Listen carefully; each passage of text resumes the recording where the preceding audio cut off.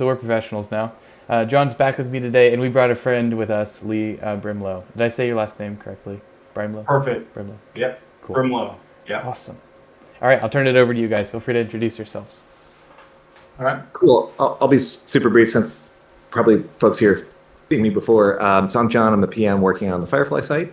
And yeah, I've been admiring work Lee's been doing, especially well, I'll let him make his own intro, of course, but known him for a long time as a fellow Adobe employee, but also now like moonlighting as a interesting AI artist and posting really cool stuff on Twitter. So I thought it'd be fun to have you join us, Lee. And Hep is joining us too, who's one of my teammates working on the Firefly site. So yeah, maybe pass the mic to you and kick us off. Okay. My name is Lee Brimelow. I'm on the design prototyping team at Adobe, which is not at all related to Firefly work, but been using a lot of text to image AI stuff, other tools. And then when Firefly came out, I've been pretty much addicted to it. I'm not going to lie. Like I think a lot of Adobe employees, it's been an issue because we feel like we should test it and stuff like that, but it's hard to get our regular work done because it's been, you just want to keep playing with it. And it's like, yeah, so I've been having a lot of fun creating a bunch of different stuff. So yeah, good to be here. We're really happy to have you here with us, Lee. And also, thanks for joining, Hep. I'm happy you could make it too. Do you want to quickly introduce yourself? Yeah, I'm a PM on the Firefly team, helping to bring all of these great tools to all of you. And I'm just really happy to hang out today. Go team. So for those of you that haven't joined us yet, on Fridays, we are literally just hanging out with you. So feel free to ask us questions, participate in the live chat. We've got a little bit of an agenda today. I'm sure we'll share off some thinking and thoughts and maybe potentially direction that the team's going in for Firefly. And then Lee specifically has some really cool prompts to share with us. So do we want to start with Lee's work first? Does that make sense? Probably. Yeah, let's do that. All right, so we're doing this on the fly, everyone, but we do have a document that I want to share with you. And inside of it, you can see some of the amazing creations that Lee's been able to do so far in Firefly. And Lee, you actually are able to share your screen. So if you want to share your screen, I think it would be really fun if you want to walk some folks through how you go about your workflow to generate some of these characters. Absolutely. Let me see. There should be right next to the camera button. Yeah, nice. You guys see that okay? Yes, sir. Got it. All right, so I'm just going to walk you through a few of the different kind of directions that I've been playing with. So first was just kind of cute 3D characters. This is kind of like the kind of things you would see in like a Pixar movie. So one of the things that was amazing to me was how consistent all of these are, because, you know, in a lot of text to image things, it's hard to get consistency as far as like backgrounds and stuff. So let me just walk through some of these. And you can see even in full resolution, they're pretty amazing. So the Google Doc that was shared has the prompt structure for these, but it's actually pretty simple. It's just a cute 3D character made of, and then each one of these has a different material to make these characters out of. Some of the prompts I had to get a little more detailed, but I'll talk about that when I talk about kind of tips and tricks. So this was a salad. This is a bunch of mismatched socks, which is pretty funny. I believe this one was bubble wrap, car parts, gummy candy.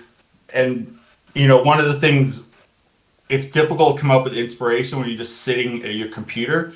So one of the things I did, I happened to be in Safeway, and I just started looking like, hey, what are some colorful, interesting foods, you know, that I could generate these characters out of. So I've definitely found that like looking for inspiration off of the computer is actually a really good thing to come up with ideas. This was a little concrete man. This is, I believe, copper and electrical circuits. So I won't go through, I don't know how much time we have. I won't go through all of these, but I think You're the star of the show, and we got like half an hour. So okay. Well, I'll go through them. So this guy was French fries, and I added a red container golden French fries in a red container to kind of generate this like McDonald's style character. Let me see. This one was, this one I got a little more wordy, cute 3D character made of delicate, intricately arranged flower petals. I really like the food ones. So this is bite-sized sushi rolls. And again, the quality of these kind of blew my mind. And I'm not saying that because I work for Adobe. It just was so much fun to generate these. And once you kind of have a prompt structure that's working for you, then it's really just changing, in this case, the material that the character was going to be made out of. And it produced some kind of amazing results. Like I love this little pastry guy, fluffy marshmallows. I mean, it's just kind of incredible that it can come up with this kind of stuff without a lot of kind of detailed prompts. And, one of the things I mentioned in the tips and tricks in the Google Doc was it's always good to start with a short prompt first, because if you put this long, really detailed prompt in there, you might get your result, but you really don't know like which parts of that huge prompt have actually gotten you to that result. So a lot of these were just started with just simply a simple short prompt, and if that didn't work, then I would slowly add stuff to the prompt. So I would know, the things I added to the prompt, how it was affecting the image. So that's one of the things I found. Like simple is oftentimes better when it comes to these. So here's just a quick question from somebody in the chat. They were asking about how you make things really high res. Like what tools do you prefer? So this is not anything other than the images that come out of Firefly itself. So these haven't been upscaled. I believe these are 1024 by 1024, which is the size that you get out of Firefly. So none of these have been manipulated in Photoshop. These are literally directly out of Firefly. Not sure if that... Lee, for all of these, did you start with like a cute 3D character made of nacho cheese? Or like, is that the start for each of these that you're showing?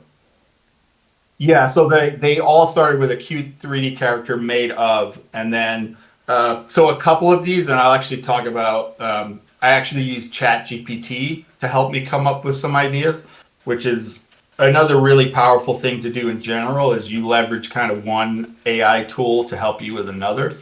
So a lot of these I came up with out of my head, but then I just kind of had a block. So I went to ChatGPT, and I can actually show how I did that there, but it will just generate prompt ideas for you all day long. So like this one, for instance, it probably might have worked with nachos. I believe this is one of the ones I got out of ChatGPT, and it kind of makes them more wordy. But that's kind of the mystery of text to image is, you really don't know which part of the prompt is really doing its thing. So, you don't necessarily have to be I probably didn't have to make it this wordy to get the result. I don't know if that answers the question. Yeah, that's super helpful. We actually have someone that put in, I think somehow seized the prompt. Made of gooey melted cheese and crunchy nacho chips. Yeah.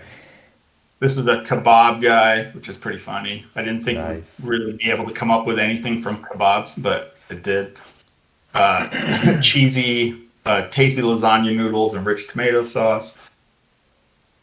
Yeah, so I'll just shimmering soap bubbles, which is a really amazing effect that it came up with. This pizza guy is pretty awesome. I know Chris Georginas did a nice animation with a pizza slice he did, which is really cool. It's funny you mentioned Chris, because I was just tweeting out, hey, we're doing this live on Twitter, and after I shared your document, I was mentioning Chris and being like, hey, like, it would be great for you to share a similar doc. But yeah, because you guys are discovering these really cool corners of latent space. And then if folks haven't checked it out, we can maybe share links. But yeah, as you're saying, he then takes these into like Adobe Animate and After Effects and like brings them to life, which is super magical. Yeah, he's kind of the master at that. Even way back in the Flash days, that's what he was doing. Yeah. So this has kind of opened up, I'm assuming, a whole new world for him too. So, Yeah, this one's really cool. Just the steam coming out was like a really nice effect. And just in general, like, there's a fine line because, certain prompts you put in, you have to know when to quit. But, I feel like a lot of people just put in a prompt, they get the 4 images, maybe they hit refresh once and then they just abandon it. So you definitely want to be patient. Um, but there is a kind of a cutting off point where I'm like, I'm not going to spend this much time on, so it's just not working. So I move on from that. So that's another thing. It's a kind of a delicate balance of knowing when to give up on an idea. Um, yeah. So just, this is a chocolate truffle. This one's pretty funny. Multicolored yarn and knitting needles. Nice. I like that guy. Yeah. It's just kind of, I just sit there and it kind of blows my mind, the stuff it comes up with. Yeah. But yeah, this is the kind of a weathered metal effect, and this I, guy's I like, crazy. yeah, I like the point you made earlier about using your natural environment as sort of stimuli. And Hap, among her many other talents and projects, works on Adobe Capture. And so we've been kind of noodling, no pun intended, on like what could you do if you actually, could sample from the world, right? I mean, you can do it conceptually as a human, be like, oh, that I see noodles and I type in noodles, but like, I don't know, there seem to be a lot of possibilities once you can, use reference images as well. So not to promise anything, always just one of the things that I thought of when you were talking about sampling the world. Yep, that would be amazing. And even went into Michael's, which is like the big art store, just looking for like, hey, what are some real world kind of. This is when I was doing more illustration things, but just looking around because sitting at your computer is not always the best for. Well, it's generally not the best for coming up with ideas. But so I'll share one, a different one here, which was the plush toys. I'll just show you the grid of these. So this is basically stuffed animals. Um, and again, the prompt structure for this was generally a cute 3D furry plush toy of and then you basically put in the animal. Um, but a lot of things when you see them at lower resolution, in that grid of 4, you're like, oh, that looks good. But you would think maybe when you open it up full res, you would be somewhat disappointed. But as you can see, these are um, amazing looking. I mean, they if you looked really closely and analyzed it, maybe you'd be able to tell it wasn't a photograph, but it's pretty darn close. Um, Lee, I want to take one quick brief moment. It looks like our stage event is currently maxed out. We have 300 people in here. And so a lot of people just showed up, and I just want to let them know what we're doing. So, hey, welcome. We're hanging out with the Firefly team. John and Hep both are on the Firefly team. And Lee has also works at Adobe, has been playing around in the tool and is showing us some of the prompts that he's been using to generate these fun characters. So we're kind of going through some examples. And Lee, I think it would be fun at some point while we're on here today, maybe we should actually jump in Firefly and maybe experiment with a new character with one of the like kind of the prompt strings that you've shared with people to see what we can get. Absolutely. So Yep. just hey, Yeah, welcome everyone. no, that would be great. I mean, that's one of the things you can actually do from the Google Doc that keeps disappearing as people chat. I don't know how to pin it, but whatever, it's okay. But yeah, that actually Lee put in some URLs for the creations themselves. So along with the images, there's actually like clickable links that'll get you into a similar starting place, and then of course you can riff from there. So I mean, needless to say, but I'll say it because we're thinking a lot about it. Like we want to make that not hacky. You shouldn't have to pass around Word documents. Not quite there yet, but in principle, right? I want it so that when somebody shares something on Twitter or whatever, like you should be able to then kick off a process. So in the meantime, you can do it just via that doc as an FYI. Yeah. Yeah. So just to recap, these are all the basic prompt structure was cute 3D furry plush toy of whatever animal or object that you want. So there's a bald eagle, a bunny, and again, it looks like a photograph. It looks like a studio photo of a stuffed animal, which was, pretty amazing to see. So here's a lion, panda, squirrel. And one of the things that I found to get kind of a consistent look, like they were all kind of shot in the same place, is to specify a neutral background, if that's what you're looking for. A neutral gray background is what I started to do with a lot of these prompts. Because if you don't do that, you're going to get different colored backgrounds. Some backgrounds are going to be busy, with other elements and stuff. So that really helped to kind of get a consistent look and feel. I would also imagine that helps if you want to do compositing or animation or anything. I just dropped a image from Chris in the chat where he's made dozens of these little like warrior bunnies and composited them in Photoshop. And so, yeah, that's a good tip. Not only would it help you get consistency, which I hadn't really thought about, but also, then you could use select subject or other, techniques to grab the thing, knock out the background. I mean, of course, in some future state, it would be great if that could be the options, to generate transparency automatically. So not there yet, but certainly one of the things that engineering folks are thinking about. Yeah, and this, these would be easily separated with the magic wand tool. Even it's pretty, I'm not sure if anybody uses that anymore. I still use it. Oh, dude, you can always you can tell when people learn Photoshop by what tools they use. It's kind of like the rings in the tree, and it's like, oh, was Quick Select new when you started, or oh, you're more of a select subject person, and then I was teasing Davis, our designer. His dad just celebrated 38 years at Adobe, and Davis was using the pen tool to like make clipping paths, and I'm like, oh, wow. Oh my God, like you must have learned that in utero, and then it's now fused with you. So even though that's like the most old school pre-layers technique, hey, if it works, it works. Yeah. So here's a flamingo, which is really cute. We have a question from the chat on if you used the photo styling preset to make these. I did. In fact, I was going to mention that when I jumped over to Firefly, but yeah. So sometimes I'll actually put that in the prompt. Like if I want it to be a photo, I'll say photo of, but in general, for something like this where you want it to look like a photo, the setting the content type to photo is important. If you set it to art, it's going to look more like a, painting or illustration of this. So the content type is definitely a good thing to set unless you're specifically calling it out in the prompt itself.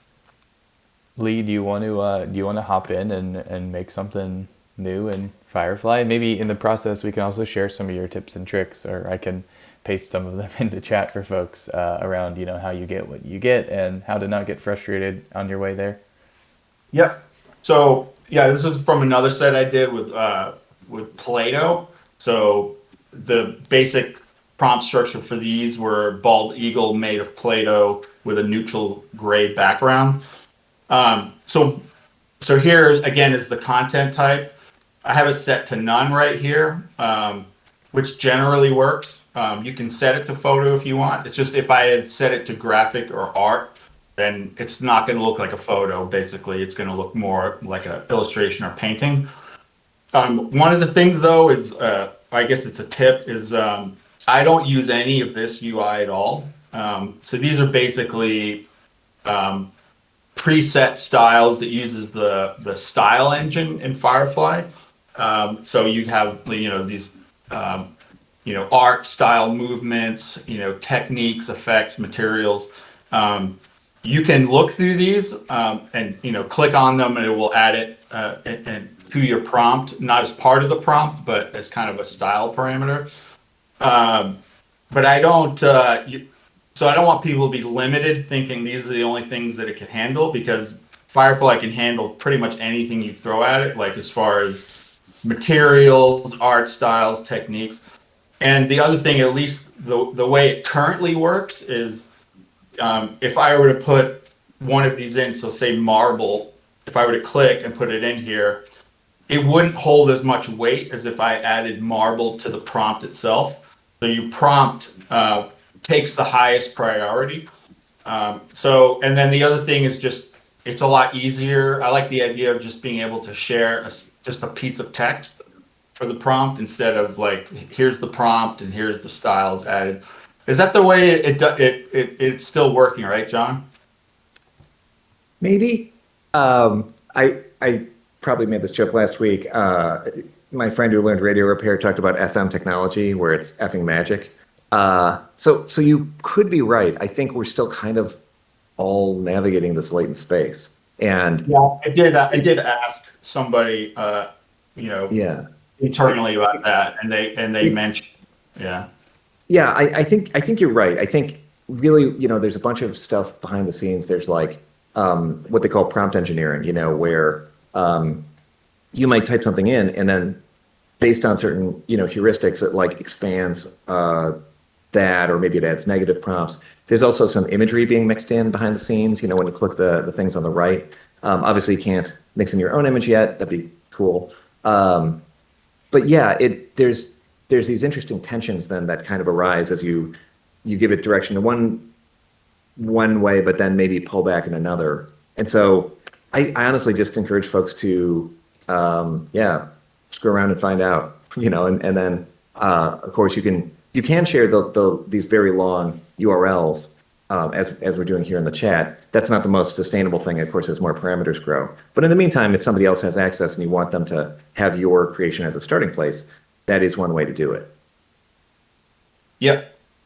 Yeah, I mean, generally, because I was always looking for other things that maybe were not in this UI. So I just started typing stuff in directly as part of the prompt, and I just kind of stuck with that. That's not to say that that's the correct approach or not. So we can try to make let's see. Let's see if the folks watching want to oh, I see a dog. I see a good dog. Let's see if the folks watching want to chime in. Maybe they can give us their opinion on, we could maybe say, do you want us to do like a Play-Doh, balsa wood carving? Like, let's start with one of your basic ones and then play with it. Yep. So. Okay, so it could be a cute 3D plush toy, a cute 3D character, balsa wood, or Play-Doh. Which one sounds most fun? I'm a balsa wood guy, but yeah, we also try rusty metal. Who knows? We've got some balsa wood in here, and people want to see dogs, so it sounds like we've already got our down. That dog, I can generate a plush toy. Yeah. Oh, Dave's got a carved wood dog. Some very good boys are entering the chat. They are. Chocolate dog. Yeah, it looks like we want to do dog, some type of wood. Or we also have a watermelon dog in the chat. Yeah, so the other thing. For some reason, sorry, I thought it was like giving a thumbs up. I think it's like an extra stem because like somehow generative models aren't great at counting, which is always sort of sometimes charming. Sorry, what were you saying, Lee? Oh yeah, no, I was just saying, so generally the approach I took was, so if I'm making a plush toy of a German Shepherd, I type that in first, and then this button up here, which this shows similar, if I had one that was kind of in the direction I was looking, like these don't really look super furry, so I would hit this, kind of use that as inspiration for the future ones. And then once these come in, then, you can kind of just keep following down this rabbit hole. So, let's say this one's a little closer, then I would click that one. And, I have no idea what's happening behind the scenes when I do this. It just seemed to be, this kind of gives like a more consistent expression. Like I wanted the mouth open, things like that. So I would just start with, oh, go ahead. Sorry, just a quick question. Maybe you're going to show this, or I'm just curious if you ever use it. It's sort of an obscure feature, but if you roll over in the little drop-down or the little overflow menu for any of these guys, you can start with an image, and then you can kind of directly riff off that. So if the second thing is like use this reference image. I don't know if you've tried that. Yeah, again, nobody is finding it. That's okay. We'll make it more prominent, but go ahead and click it if you wouldn't mind. Then we can just kind of plug this as a way to get feedback on this feature. So essentially what's happening, if you haven't tried this yet, so it's using that same prompt and everything to create something. Now what you can do is mutate, like if you change the prompt, right? Now you were to say, instead of a German Shepherd, I don't know, a Chihuahua or something. What it'll do is it will generate new imagery, but it'll be anchored on the previous image.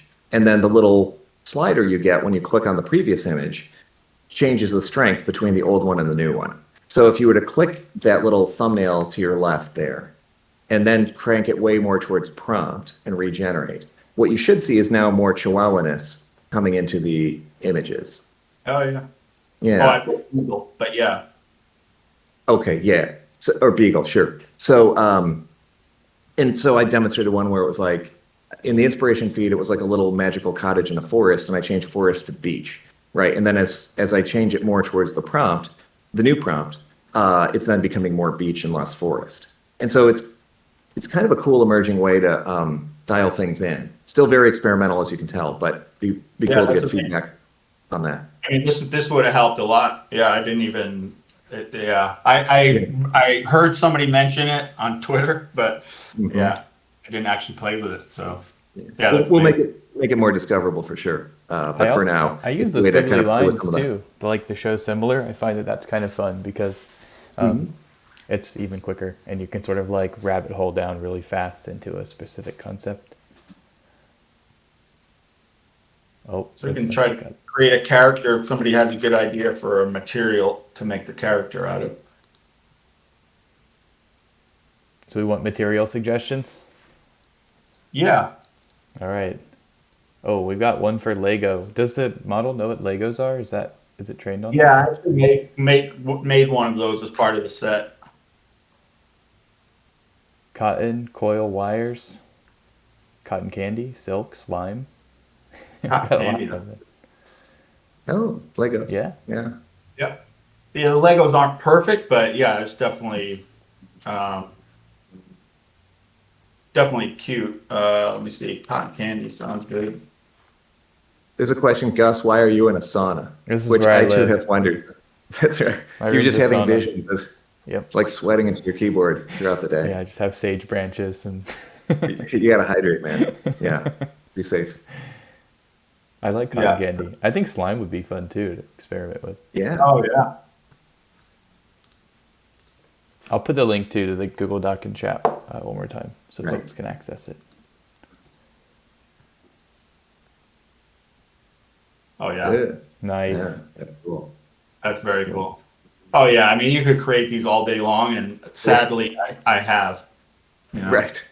Right. It is an occupational hazard to have actual jobs, which I promise you will do, which are other than creating cute characters.